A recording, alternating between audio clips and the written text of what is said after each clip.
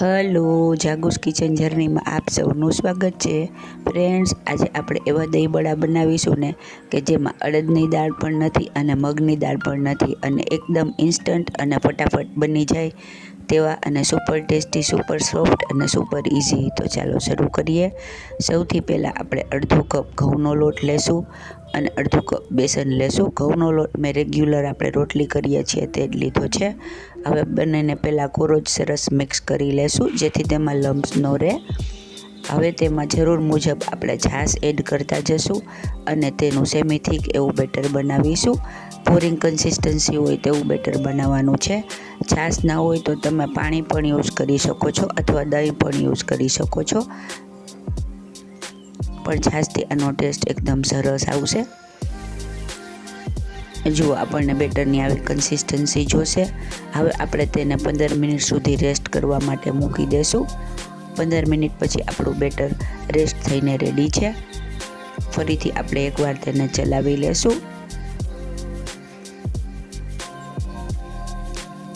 હવે આપણે તેમાં અડધી ચમચી આદુ મરચાંની પેસ્ટ એડ કરીશું.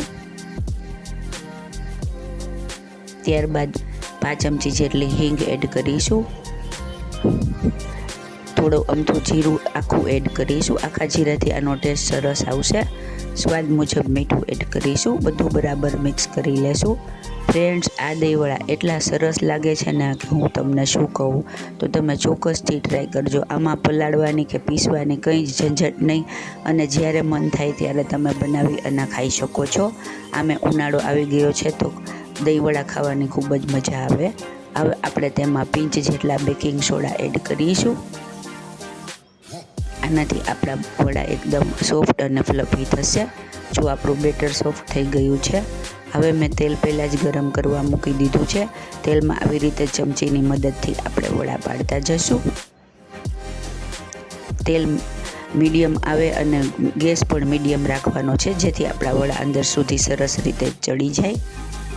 આવી રીતે આપણે બધા વડા પાડી અને તેને ફેરવતા જઈ ગોલ્ડન કલરના તળવાના છે.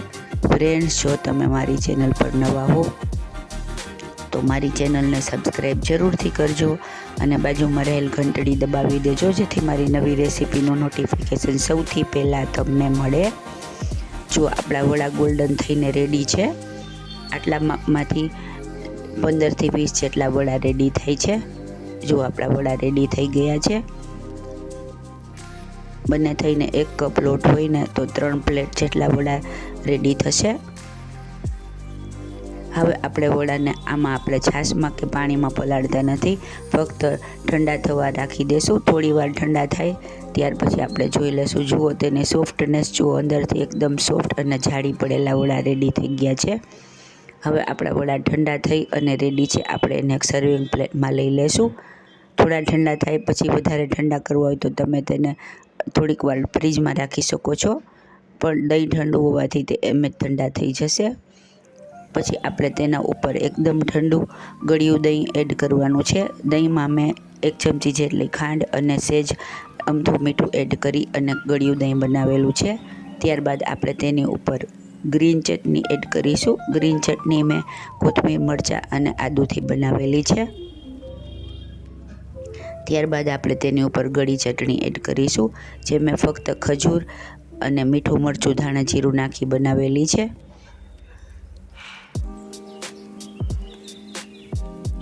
ફ્રેન્ડ્સ, ગળી ચટણી તો આમાં મસ્ત છે. આનાથી આનો ટેસ્ટ સરસ આવે છે.